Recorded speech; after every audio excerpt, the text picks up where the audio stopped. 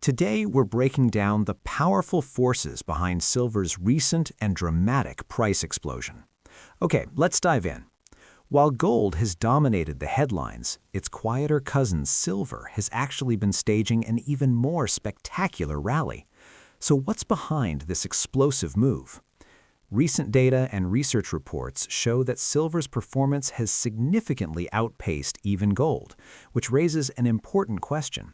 Is this just a temporary spike or the sign of a much deeper shift in the market? To understand what's really going on, we're going to walk through the key forces at play, from a major change in market power to a perfect storm of supply and demand. First, let's look at how the very structure of the silver market is changing. For a long time, the price of silver was heavily influenced by financial contracts traded in the US, what many people call the paper market. But that balance of power is now starting to shift. Large buyers and individual investors are increasingly demanding the actual metal rather than paper promises, putting real strain on available supply.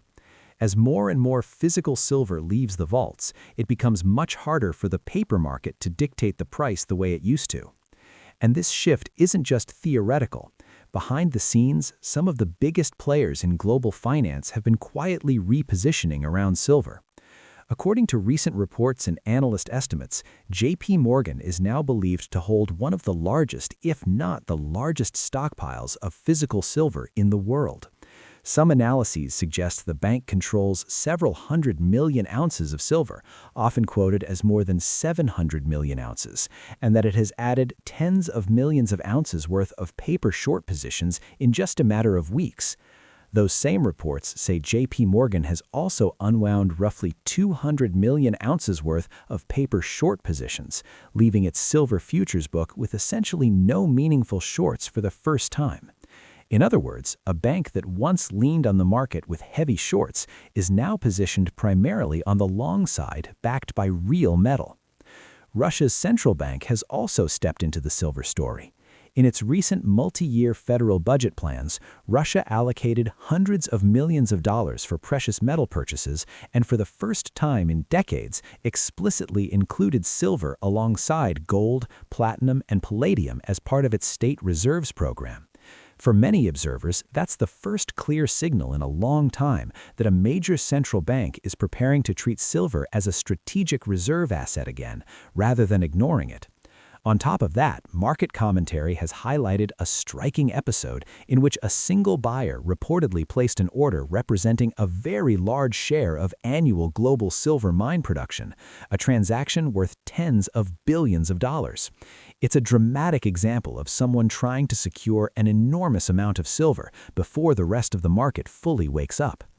Taken together, these moves send a clear message. The people who move markets are no longer satisfied with paper contracts. They want the metal. With market dynamics changing, let's turn to the first side of this pressure cooker, an unprecedented surge in demand. This brings us to a crucial economic concept: inelastic demand. In simple terms, modern industries need silver no matter what costs. Unlike gold, where investment is king, more than 2/3 of all silver is consumed by industry and disappears from the market for good. And this is where the story gets really interesting. Industrial demand for silver is concentrated in a few revolutionary sectors that are foundational to the future economy. Think electric vehicles, renewable energy, and advanced electronics. As electric vehicles replace traditional cars, each new EV can require more than twice as much silver as the car it replaces. In solar power, high-efficiency photovoltaic panels rely heavily on silver, and as installations grow, annual silver demand from solar alone is projected to reach a level that rivals a huge share of current global mine production. As these technologies scale up, silver demand doesn't just grow in a straight line, it behaves more like a demand amplifier. Now let's look at the other side of the equation, a supply chain that simply can't keep up. Just like demand, silver's supply is also inelastic. It takes huge amounts of capital and many years to bring new mines online or meaningfully increase production. That creates a classic economic squeeze where price is the only thing that can move. And this isn't a temporary problem. The constraints on supply are structural. We can't just flip a switch and get more silver. The crucial point is that this isn't some distant future risk. By many accounts, we're already in a multi-year supply deficit, and the gap is widening. So, with demand soaring and supply constrained, how do we gauge silver's value? One useful lens is a simple historical metric called the gold-silver ratio, the number of ounces of silver it takes to buy 1 ounce of gold. Historically, that number sat around 15. Today, it's closer to 80. Based on historical standards, that suggests silver is deeply undervalued. Based on past cycles, a simple reversion to the modern average implies that even if gold's price just holds steady, silver's price could roughly double just to get back to that mean. Finally, let's bring all of this together and see how it forges a new identity for silver. The crucial point is a fundamental recategorization. Silver is shifting from being seen mainly as a monetary metal to being recognized as a strategic resource you simply can't build the future without, a metal embedded in the wiring, circuitry, and infrastructure of the next economy.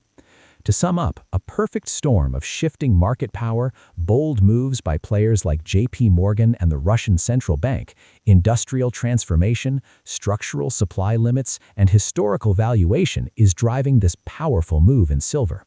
And that leaves us with a final thought. If the 20th century ran on oil and the 21st century will run on electricity and data, has silver just become one of the most indispensable commodities on the planet?